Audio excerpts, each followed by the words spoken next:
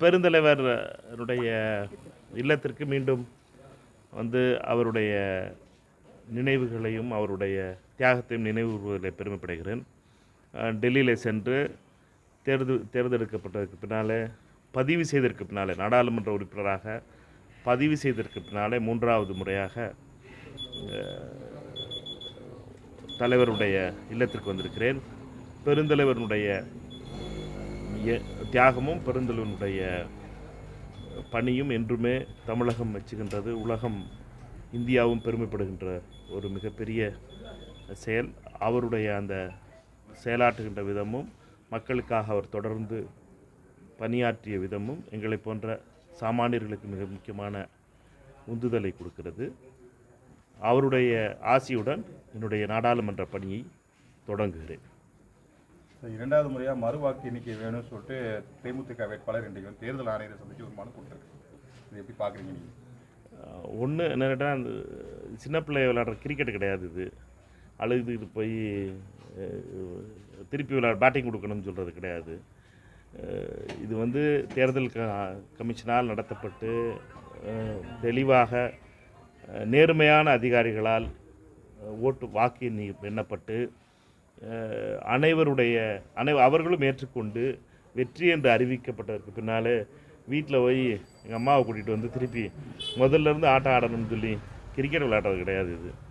இது வந்து நேர்மையான அதிகாரிகள், மிகவும் பாராட்டக்கூடிய அதிகாரிகளால் கவுண்டிங் முடிஞ்சு எல்லாருக்கும் முன்னாடியும் அவர்களும் ஏற்றுக்கொண்டு சரி முடிஞ்சிருச்சு, ஆட்டம் முடிஞ்சிருச்சுன்னு உங்கள் எல்லாருக்கும் முன்னாடி, அதுவும் விருதுநகர் பத்திரிகையாளருக்கு முன்னாடி தான் ஆட்டம் முடிஞ்சிருச்சுன்னு 7 மணிக்கு கிளம்பி போனாங்க. நீங்கள் எல்லோரும் தான் பார்த்து அதை வீடியோ எடுத்து வச்சுருக்கீங்க. அதனால் அவர்களை பொறுத்த மட்டும் இது சிறுபிள்ளைத்தனமானது. இதை பொறுத்த மட்டும் தேர்தல் கமிஷனே பார்த்துருக்க மாட்டார்னு நினைக்கிறேன். 3 தேர்தல் கமிஷனரில் 3 பேருமே யாரும் பார்த்துருக்க மாட்டார்கள். ஏனென்றால் இப்படிப்பட்ட பொய்யான வெறும் விளையாட்டுத்தனமான விளம்பரத்திற்காக செய்கின்ற விஷயங்களை தேர்தல் கமிஷன் கிளர்க்கு தான் அந்த பெட்டிஷனை வாங்கியிருப்பார். தேர்தல் கமிஷனுடைய அதிகாரிகளே அதை பெற்றிருக்க மாட்டார்கள். தேர்தல் கமிஷனர்கள் 3 தேர்தல் கமிஷனருமே அதை பெற்றிருக்க மாட்டார்கள். இது வெறும் விளம்பரத்திற்காக தொடர்ந்து இப்படிப்பட்ட செய்திகளை செய்து வருகிறார்கள். விருதுநகர் நாடாளுமன்ற உறுப்பினர்களிடம் என்ற முறையில் நான் சொல்வதெல்லாம் இப்படிப்பட்ட மீண்டும் மீண்டும் இப்படி பொய் பிரச்சாரத்தை செய்வதை அவர்கள் நிறுத்திக் கொள்ள வேண்டும். மக்கள் தீர்ப்பளித்திருக்கிறார்கள். வெற்றி இந்தியா கூட்டணிக்கு கிடைத்திருக்கிறது. வெற்றி பெற்று எங்களை பொறுத்த மட்டும் இந்தியா கூட்டணி டெல்லியிலே எதிர்க்கட்சியாக அமர்ந்திருக்கிறது. இந்தியா கூட்டணியுடைய எதிர்க்கட்சி குரலாக விருதுநகர் தொகுதி மக்களுடைய நல்லதை செய்வது என்னுடைய பணியாக பார்க்கிறேன்.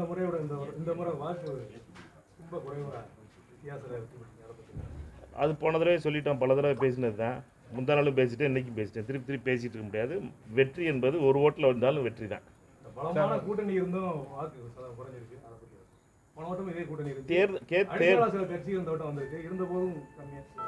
தேர்தல் கூட்டணி என்பது போவதும் வருவதும் ஜாதி அரசியல் என்பது வேறு, தேர்தல் கூட்டணி என்பது வித்தியாசமானது. அதனால் ஜாதி அரசியல் என்பது முன்னாலே தேர்தல் கூட்டணிகளிலும் சில பாதிப்புகள் ஏற்படும். பாஜக அரசுக்கு எதிரான அதாவது பிரச்சாரம் வந்து தமிழகத்தில் ஈடுபட்டது மாதிரி வட மாநிலங்களில் ஈடுபடலைன்னு நினைக்கிறீங்களா?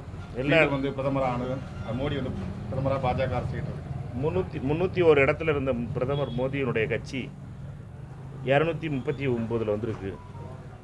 அவருடைய தனிப்பெரும் மெஜாரிட்டி இழந்திருக்கிறார்கள். மைனாரிட்டி அரசாங்கமாக மாறி இருக்கிறது. தனிப்பெரும் கட்சியாக இல்லாமல் ஒரு மைனாரிட்டி அரசாங்கமாக இருக்கிறது. நிதிஷ்குமாரையும் சந்திரபாபுவை நம்பி இருக்கின்ற கட்சியாக இருக்கிறது. இதுக்கு மேலே என்ன வட மாநிலங்களில் ஓட்டு போடணும்? மக்களை பொறுத்த மட்டும் மோடி அரசு அயோத்தியில் ராமர் கோயில் ஊரெல்லாம் சொல்லிக்கிட்டு இருந்தாங்க. அயோத்தியில் ராமர் கோயில் கட்டியிருக்கோம்னு. அயோத்தியிலே தோற்று போச்சு பிஜேபி. அதனால் மக்களை பொறுத்த மட்டும் மிக தெளிவான முடிவு அளித்திருக்கிறார்கள்.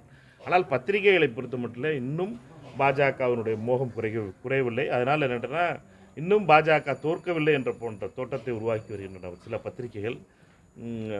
இந்த பத்திரிகைகளுடைய கண்ணோட்டம் மாற வேண்டும். பாஜக தோற்றிருக்கிறது.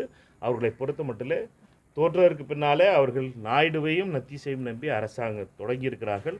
பீகார் மாநில தேர்தலுக்கு பின்னாலே வருகின்ற ஹரியானா மாநில தேர்தலாக இருக்கட்டும், மகாராஷ்டிரா மாநில தேர்தலாக இருக்கட்டும், டெல்லி மாநில தேர்தலாக இருக்கட்டும், அடுத்து பீகார் மாநில தேர்தல், இந்த 4 தேர்தலிலும் அவர்கள் தோல்வி உருவார்கள்.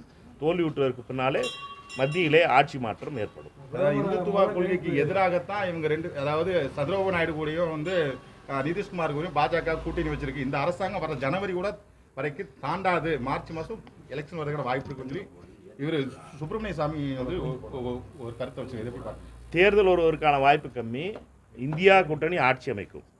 தேர்தல் வருவதற்கான வாய்ப்பு என்பது குறைவு. தேர்தல் உரிய காலத்திலே தேர்தல் நடைபெறும். இந்தியா கூட்டணி, இந்த கூட்டணியிலே மாற்றம் வரும். பீகார் தேர்தலுக்கு பின்னாலே இந்தியா கூட்டணி ஆட்சி அமைக்கும். 3வது முறையாக மோடி வந்ததுக்கப்புறம் முதல் கையெழுத்து விவசாயிகளுக்காக போட்டிருக்காரு அப்படின்னு சொல்லி விளம்பரப்படுறாரு. அதை பற்றி அது எப்பொழுதுமே இந்த விளம்பரங்கள் தான் மக்கள் தோற்கடித்திருக்கிறார்கள். இதற்காகத்தான் அவர் 300லேருந்து 329 ஆயிருக்காங்க. மக்களை பொறுத்த மட்டும் இதை ஏற்றுக்கொள்ளப் போவதில்லை. இந்திய மக்களை பொறுத்த மட்டும் மிக தெளிவாக இந்த நாடகங்களை எல்லாம் தாங்க முடியலப்பா கதையாயிருச்சு. அதனால் மக்களை பொறுத்த மட்டும் மிக தெளிவான முடிவு எடுத்திருக்கிறார்கள். இது முடியலப்பா, இதுக்கு மேலே முடியலப்பா, அந்த கதை தான் அது. சொல்றாங்க பிஜேபி 2வது பெரிய கட்சி தமிழ்நாட்டில் அடுத்த நாள் ஆட்சி அமைக்க போகிறாங்க. விக்கிரவாண்டியில் இடைத்தேர்தல் வருகிறது. இதில் பாஜக வெற்றி பெறுமா என்பதை திரு அண்ணாமலை அவர்கள் தான் சொல்லணும். வரி பகிர்வுல இந்த தடவை வந்து மற்ற மாநிலங்களை விட தமிழகத்துக்கு வந்து குறைவான நிதியை ஒதுக்கப்பட்டிருக்கு. இதுக்கு தமிழக எதிர்கட்சிகளும் நிறைய கண்டந்திருக்கிறாங்க. குறிப்பிட்ட விதத்தில் எதிர்கட்சி ஆளுகின்ற மாநிலங்கள், அதுவும் குறிப்பாக தென்னாட்டிற்கு ஒவ்வொரு மாநிலத்திற்கும், அது கேரளாவாக இருக்கட்டும், தமிழ்நாடாக இருக்கட்டும், கர்நாடகாவாக இருக்கட்டும், தெலுங்கானாவாக இருக்கட்டும், ஆந்திராவாக இருக்கட்டும், அனைத்து மாநிலங்களுக்குமே நிதி பங்கெடுப்பில் மிகப்பெரிய பாரபட்சம் காட்டியிருக்கிறார்கள். இது வன்மையாக கண்டிக்கத்தக்கது. தென் மாநிலங்களிலிருந்து மிகப்பெரிய அளவில் நிதி வசூலிக்கப்படுகிறது. ஜிஎஸ்டி மூலமாகவும் மற்ற வகையிலும் மிகப்பெரிய வருமானம் மத்திய அரசுக்கு கொடுக்கப்படுகிறது. ஆனால் மத்திய அரசு தொடர்ந்து இந்த பாரபட்சத்தை தொடர்ந்து கொண்டு வருகிறது 10வது ஆண்டாக. சரியா? ரொம்ப மகிழ்ச்சி.